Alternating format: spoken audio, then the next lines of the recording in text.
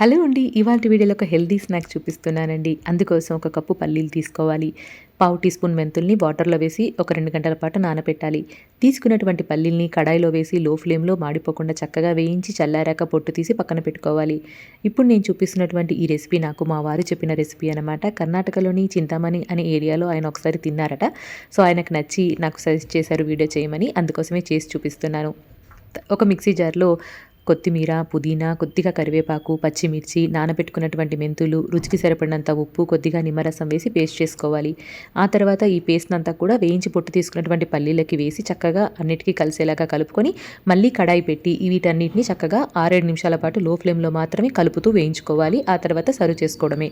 వీటిని evening tea టైమ్‌లో తీసుకోవచ్చు, లేదా వాటికి పైన ఆనియన్స్ అన్నీ వేసి చాట్‌లాగా కూడా తీసుకోవచ్చు. టేస్ట్ చాలా చాలా బావుంటుందండి. మరి ఎక్కువ సేపు వేయించకండి. 6, 7 నిమిషాలు సరిపోతుంది.